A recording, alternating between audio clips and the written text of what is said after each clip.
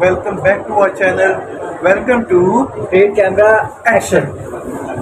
तो आज हम डिस्कस करने वाले हैं पाकिस्तान और इंग्लैंड की सीरीज़ के बारे में। तो फाइनली जो इंग्लैंड कंफर्मेशन मांग रहा था सीरीज़ के शेड्यूल की, तो उनको वो मिल चुकी है। हमें पता चला है कि जो चेयरमैन पीसीबी हैं और पीसीबी जो है उन्होंने वेन्यूज़ फाइनलाइज कर ली हैं पाकिस्तान इंग्लैंड के टेस्ट मैचेस की।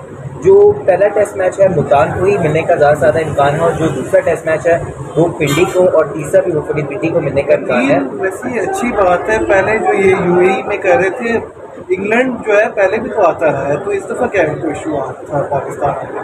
देखो, उनको तो इशू नहीं आ रहा था, एक्चुअली इशू हमें आ रहा था। यूएई का जो वेन्यू था वहाँ पे शिफ्ट करने का असल में रीज़न ये था क्योंकि यहाँ पे जो है ग्राउंड वो अवेलेबल नहीं था। आप देख लें कि कराची के स्टेडियम में आप देख लें, लाहौर के स्टेडियम में देख लें, कंस्ट्रक्शन परेशानी चल रही है लाहौर में, और इवन कराची में भी। लाहौर का भी आप स्टेडियम देख लें, तो स्टेडियम होता ना कि आप प्रैक्टिस भी कर सकें वहाँ पे, तो लाहौर के स्टेडियम में इवन और कराची के स्टेडियम में इतनी भी जगह नहीं है, इतनी कंस्ट्रक्शन हो रही है कि वहाँ पे बिल्कुल प्रैक्टिस नहीं आप करा सकते। लाहौर में चलो तो आप इंग्लैंड की टीम को होटल में ठहरा सकते हो, अगर आप मुल्तान में मतलब ज़्यादा नहीं ठहरा सकते। ये भी है कि जो खबरें हैं कि पीसीबी की जो कमेटी है, ये जो इंटरनेशनल मैचेस को मैनेज करती है, तो ये जो है मुल्तान में नहीं ये ज़्यादा ठहराने को तैयार इंग्लैंड को, जो कि भी जो ठीक है। सही है क्योंकि वो डस्ट स्टॉर्म वगैरह की वजह से भी हो सकता है, और थोड़ा मुल्तान है भी क्राउडेड किस्म का वेदर। हाँ, एक्सट्रीम वेदर कंपेरेटिवली देख लें कि लाहौर और हो गया और रावलपिंडी हो गया, यहाँ पे जो होटलिंग की फैसिलिटीज़ हैं और फैसिलिटीज़ हैं इंफ्रास्ट्रक्चर की, वो बेटर है मुल्तान से। तो यहाँ पे फाइनलाइज ये किया गया है। यहाँ पे बस एक इशू आ रहा है कि जो एशियन एक मीटिंग होने वाली है वो एससीओ की, तो हो सकता है कि जो 16 अक्टूबर की डेट्स हैं उनमें जो सेकंड टेस्ट मैच शेड्यूल है रावलपिंडी में, हो सकता है या तो वो ही मुल्तान को दे दिया जाए, या इस तरह से हो सकता है कि पहला जो टेस्ट मैच है वो रावलपिंडी में हो, दूसरा मुल्तान में हो जिस दिन ये एससीओ की मीटिंग है उन दिनों, और फिर तीसरा टेस्ट मैच दोबारा रावलपिंडी में हो। लेकिन इस तरह जो है मरीज जो ट्रैवलिंग है वो ज़्यादा हो जाएगा। मेरा ये ख्याल है कि फर्स्ट टेस्ट मुल्तान में हो जाए ताकि एक ही बारे में इंग्लैंड की टीम टेस्ट खेले राउंड। देखिए सेकंड और थर्ड टेस्ट ये भी चीज़ है, लेकिन ज़्यादातर जो है आपको आई थिंक जो शेड्यूलिंग इस तरह की करनी होगी। आपका जो शेड्यूल ओरिजिनल था, आप उन डेट्स में जो जिनमें एससीओ की मीटिंग है आप उनमें रावलपिंडी का टेस्ट कराओ। आप वेट कर लें कि एक दो दिन में जो एससीओ की ये मीटिंग है जो इस्लामाबाद में होनी है। देखिए, इंडिया से हार चुकी तो है, हमें दुख तो है इस बात का, लेकिन देखिए आपको इस टीम को बैक करना पड़ेगा। अजलान शाह हॉकी टूर्नामेंट में इसने इंडिया से देखें, इन्होंने ये मैच खेला, उससे पहले ही कई मैचेस खेल चुके, यहाँ तक ये पहुँचे हैं, ये भी बहुत बड़ी बात है। यहाँ तक इनका पहुँचना ये बहुत बड़ी बात है, क्योंकि आप देखें हमने सुना है कि उधार लेके उधार पैसों पे जो है ये यहाँ तक पहुँचे हैं, यहाँ पे चाइना ये गेम्स खेलने के लिए। क्योंकि देखिए आपकी फेडरेशन होगी, पाकिस्तान हॉकी फेडरेशन के हालात इतने अच्छे नहीं लग रहे हैं कि वो जाके जो है प्लेयर्स को सपोर्ट कर सकें इस तरह से, और वो मतलब अब तो थोड़ा सा हॉकी फेडरेशन का भी मसला है। देखिए थोड़ा सा गवर्नमेंट जो है वो भी हॉकी फेडरेशन को हमारी लिफ्ट नहीं कराती, और उनके पास इसी तरह से जो है वो पैसों की कमी हमेशा रहती है। पैसों की कमी की वजह से टैलेंट भी नहीं आ रहा। पाकिस्तान अब इस दफा फिर हॉकी वर्ल्ड कप में क्वालिफाई कर सका इसकी वजह से कोई उस तरह का टैलेंट ही बाहर नहीं रहा, कोई आ ही नहीं रहा उस तरह का टैलेंट।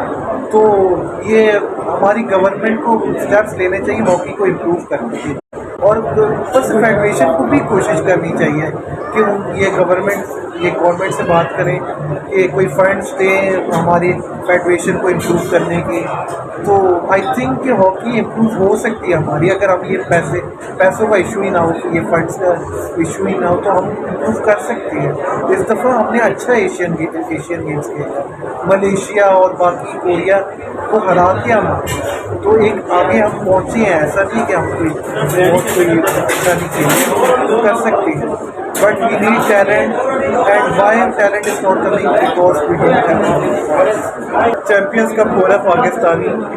तो अदील तुम तो मैचेस देख रहे होगे, मुझे तो वैसे यार सही लग रही है, कोई बुरा टूर्नामेंट नहीं हो रहा डोमेस्टिक का, बट वही एक कंप्लेंट है, बट प्रोज और कॉन्स तो मिलते रहते हैं। मुझे एक शिकायत है कि फास्ट बॉलिंग टैलेंट नहीं आ रहा अच्छा। स्पिनिंग मैंने एक दो देखे हैं, बट वो उस तरह की नहीं है कि बंदा कहे बहुत अच्छे, उनको इम्प्रूवमेंट की ज़रूरत है। वैसे ही बहुत अच्छे स्पिनर आ रहे हैं, जैसे मैंने एक देखा था वो फैसल अकरम था। बैटिंग में मैंने देखा है अब्दुल समद एक अच्छा हार्ड हिटिंग बैटर मिला था, क्योंकि सेकंड मैच में अभी देखते हैं फिलहाल क्या करता है। बाकी कामरान गुलाम वगैरह डिजर्व करते हैं। देखिए वलीद, ऐसा है कि फास्ट बॉलर्स की आपने बात, फैसलाबाद में जो मैच हो रहे हैं वो यूजुअली डे कंडीशंस में हो रहे हैं। तो फैसलाबाद की जो डे कंडीशंस के मैच हैं उनमें ये हो रहा है कि गर्मी है, बहुत ज़्यादा गर्मी होने की वजह से फैसलाबाद में जो है फास्ट बॉलर्स रुल गए हैं एक तरह से, उनसे सही तरह से बॉलिंग नहीं हो रही। तो अक्सर बॉलरों की आप देखेंगे पेस गिरी भी नजर आएगी। रात में जो बॉलिंग हो रही नस्बतन आपने देखा नसीम शाह का स्पेल देखा, आपने हारिस रऊफ का स्पेल देखा, तो उनके जो स्पेल से नस्बतन वो बेहतर हुए क्योंकि रात में जो है कंडीशन थोड़ी बेहतर होती हैं, हवा चल पड़ती है और वो जो है फास्ट बॉलिंग को जो है वो सूट करती है। पहले 15 से 16 ओवर्स जो है या 20 ओवर्स फास्ट बॉलिंग को ज़्यादा सूट कर रहे हैं। सही बात है। तुमने बात की है नसीम शाह और ये इसकी हारिस रऊफ की, हसनैन को भी मैंने देखा था, पहले उसको मार पड़ी फिर उसने बहुत अच्छी विकेट्स ली थी, 5 विकेट ऑल किया। तो मैंने सही कह रहे हो आप, ये एक फैक्टर है कि नाइट टाइम में जो है बॉलर ज़्यादा अच्छा कंफर्टेबल महसूस करते हैं। उसकी ये रीज़न क्योंकि कूल वेदर हुआ होता है, जाहिर सी बात है डे में जो है हॉट वेदर हुआ होता है तो बॉलर्स भी थक जाते हैं। ऊपर से पिच भी थोड़ी वो बॉलिंग नहीं होती है, वो बैटिंग पिच बनी हुई होती है हार्ड किस्म की, इस वजह से। फिर वरीद, इसके मुतालिक और खबर आ रही कि जो हमारे साबिक क्रिकेटर्स हैं उनका बहुत कंसर्न है इस बारे में कि जो फैसलाबाद में पाकिस्तान कप हो रहा है वो उसकी जो क्वालिटी है वो थोड़ी लो है, ना बॉलर्स उस तरह से निकल के आ रहे हैं ना बैट्समैन उस तरह से निकल के आ रहे हैं। आप देख सकें तो बैट्समैन जो है बैटिंग में आप देखें वही हमारे जो बैट्समैन है वही परफॉर्म करें। एक दो अब्दुल समद हो गए वो, तो उनके अगर आप डोमेस्टिक अब्दुल समद जैसे हैं आप उनकी डोमेस्टिक के परफॉर्मेंसेज निकाल के देखें तो अब्दुल समद के जो है वो 50s मतलब 50s है 100s है, लेकिन कंसिस्टेंसी जो है कंसिस्टेंसी के साथ उन्होंने नहीं परफॉर्म किया अब्दुल समद ने। और भी एक दो बैटर्स ऐसे उभर के आ रहे हैं लेकिन वो उस तरह से कंसिस्टेंसी के साथ परफॉर्म नहीं कर रहे। आप हुरैरा को देख लें, कल थोड़ा हुरैरा ने इंटेंट दिखाया और एक दो प्लेयर जो है वो इंटेंट दिखा रहे हैं जो अच्छे भी लग रहे हैं पाकिस्तान में। तो वी होप कि क्या कहते हैं वो अच्छा परफॉर्म करें। लेकिन हम पाकिस्तान जो एक्स क्रिकेटर्स हैं जैसे तनवीर अहमद हो गए, बासित अली हो गए, हम इनकी जो स्टेटमेंट है उनके साथ पूरी तरह से जो है वो एग्री नहीं करते क्योंकि स्किलफुल बॉलर्स हैं भी। आप देखें कि जैसे हुरैरा हो गए और एक दो प्लेयर्स हो गए, अब्दुल समद हो गया, आप इनको अगर थोड़ा ज़्यादा चांस दें, आप इनको टीम में भी चांस है, आप इनको इन मैचेस में भी थोड़ा सा आगे थोड़ा और ग्रूम करें तो ये पाकिस्तान के लिए बहुत अच्छा पोटेंशियल टैलेंट साबित हो सकते हैं। बिल्कुल सही कह रहे हो। अच्छा, ये जो बात कन्फ्लिक्ट्स की है ये एक तो पैसों की भी वजह से थोड़ा इशू हुआ हुआ है। ये जैसे अब हमारे जो कोचेस हैं मेंटोर्स हैं उनको बहुत पैसे दिए गए हैं लोग, ये बासित जैसे तुम कह रहे थे बासित अली वगैरह, ये इनको ये इशू है कि बहुत पैसे दिए जा रहे हैं और दूसरा के टैलेंट नहीं आ रहा तो उनको इतना थोड़ा ज़्यादा बहुत ज़्यादा पैसे दिए। जी बिल्कुल, आप देखिए बासित अली, देखिए हमारे कुछ क्रिकेटर्स आए थे तो जलस हुए कि उनको इतने पैसे क्यों नहीं मिल रहे। बासित अली हो गए, बासित अली का स्पेशली कंसर्न ये था उन्होंने तो शोएब मलिक को फिक्सर कह दिया, तो ये आई थिंक उनको कहना इस तरह से ठीक है। बात तो सही है कि पता नहीं अब ये महीना जो है पाकिस्तानी क्रिकेटर्स को सैलरीज मिल रही हैं, कहते हैं ये सॉरी एक्स क्रिकेटर्स जो हैं यानी जो मेंटोर बने हैं 50 लाख से। अब देखिए हमारा मुल्क जिस सूरत हाल में है कि गुर्बत है अपनी यहाँ पे और मतलब और भी चीज़ें हैं, तो एक बंदे की सैलरी महीना 50 लाख देना उनको 50 लाख देना एक महीने में, ठीक है।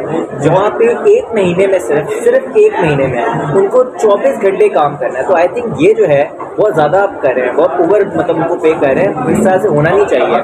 मेरा ख्याल है कि एटलीस्ट मैक्सिमम 5 लाख रख लेते, 50 लाख सच में बहुत ज़्यादा है। तो और सेकंड थिंग ये भी है उस तरह का टैलेंट भी नहीं आ रहा है। जैसे आपने बात की कंसिस्टेंट कोई भी बैटर मुझे नजर नहीं आ रहा। फॉर्म में एक हद तक है मगर कोई भी कंसिस्टेंट नहीं है। मैं देख रहा था एक मैच अभी आज ही हो रहा था, कामरान गुलाम ने बहुत अच्छा खेला था लास्ट टाइम 113 रन तो 116 मारे थे, तो आज क्या किया 11 रन पे आउट हो गए। की कंसिस्टेंसी नहीं नजर आ रही और हमारी पाकिस्तानी जो नेशनल टीम के प्लेयर्स हैं वो भी नहीं अच्छे प्लेयर।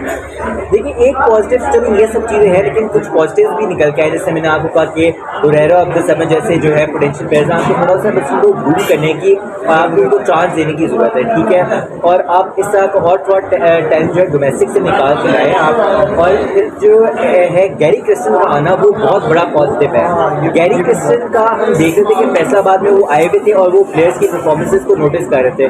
तो गैरी क्रिस्टन जो है वहाँ पे उन्हें फैसलाबाद के जो स्टेडियम उसके बाद फोटोज भी बनाई लोगों के साथ और अंदर भी प्लेयर्स की परफॉर्मेंस को नोट किया। तो उनको देख के हमारे पास न्यूज़ है कि ऐसी आ रही कि प्लेयर जो है गैरी क्रिस्टन को देख के अपना मतलब काफ़ी जोशीला परफॉर्म कर रहे थे। और आसिफ अली टाइप हो गए इस तरह से, तो वो इस तरह के शॉट्स लगाए थे कि जो गैरी क्रिस्टन को इम्प्रेस कर सके, ताकि वो लड़कों को पाकिस्तानी टीम में जो है ज़्यादा से ज़्यादा उन लड़कों को जो मतलब परफॉर्मेंस दिखाने की कोशिश कर रहे हैं और परफॉर्मेंस करनी गैरी क्रिस्टन की, तो वो जो है वो उनके सामने करे गैरी क्रिस्टन के सामने, और गैरी क्रिस्टन जो है उनको टीम में लेके आए। ये बहुत बड़ा पॉजिटिव है, क्योंकि इस तरह से देखें अगर गैरी क्रिस्टन को ही देखे अगर वो एक अच्छा परफॉर्म है तो इस बार का मतलब अच्छा परफॉर्म तो कर रहे हैं, फिर वो पाकिस्तानी टीम में आके भी इस तरह से अगर गैरी क्रिस्टन की मतलब उनके साथ अच्छी बॉडी लैंग्वेज अच्छा कम्युनिकेशन रहे उन प्लेयर्स के साथ, तो वो उनको ग्रूम करके जो है पाकिस्तानी टीम अच्छा सेटल करा सकता है और वो प्लेयर्स जो है बहुत ही अच्छा फिर उधर भी परफॉर्म कर सकते हैं। सही कह रहे हो, गैरी क्रिस्टन का आना एक तरह का स्पिरिट देने के बराबर है प्लेयर्स को, पाकिस्तानी प्लेयर्स को। क्यों? क्योंकि जाहिर सी बात है वो देखेंगे, वो इम्प्रेस होंगे कि एक कोच, एक फॉरेन कोच हमें देखने के लिए आया है। तो ये बहुत अच्छी चीज़ भी, अच्छा साइन है।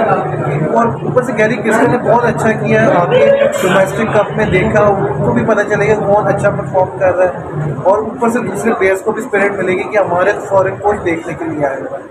तो ये ऐसे मेरे ख्याल से मैंने तो नहीं देखा कोई और पाकिस्तानी कोच ने ऐसा किया। पहले India won the 2011 world cup और वो उस वक्त गैरी क्रिस्टन ही हेड कोच था। देखिए मुझे याद है तब महेंद्र सिंह धोनी जो है कैप्टन थे टीम इंडिया के, तो उन्होंने पहले से डिसाइड किया हुआ था वो एक मीटिंग को हमने फिल्म में भी देखा और इस तरह ये रियलिटी भी है ये कि गैरी क्रिस्टन और महेंद्र सिंह धोनी जो है मिलकर इस तरह की टीम बना रहे थे जो इंडिया को वर्ल्ड कप जिता सके। महेंद्र सिंह धोनी ने इस तरह के प्लेयर चूज किए जो उनको चाहिए थे टीम में, और गैरी क्रिस्टन ने भी उनका पूरा सपोर्ट किया। वो एग्रेसिव थे और उनके कहते हैं अच्छा मतलब धोनी के साथ कम्युनिकेशन थी, तो उन्होंने मिलकर एक ऐसी टीम बनाई जो वर्ल्ड कप जिता सके इंडिया को 2011 का। सही बात है। मैं बताऊँ कि ये जो हमने परफॉर्म किया था T20 वर्ल्ड कप 2024 में, बेसिकली उसमें गैरी क्रिस्टन का कोई फॉल्ट नहीं था, हमारे प्लेयर्स में अभी आए थे गैरी क्रिस्टन, वो तो आए उसी वक्त थे, तो उनको हम कह ही नहीं सकते। जो पुराने कोच थे, जो सो कॉल्ड कोच जो थे हमारे, यही मिकी आर्थर ऑनलाइन और बाकी पता नहीं किन किन को डाला हुआ था, तो उसकी वजह से इतने हमारे प्लेयर्स लेजी हो गए थे, उनको आदत ही नहीं रही थी, उनको कोई देखने वाला ही नहीं था। ओके चलिए फिर आज के लिए इतना ही, फिर आपसे इजाज़त चाहते हैं आज के लिए। हमारे चैनल को सब्सक्राइब कर लें और हमारी वीडियोस को लाइक करते रहें और हमारी वीडियोस को मतलब चैनल से सब्सक्राइब करते रहें। ओके, अल्लाह हाफ़िज़।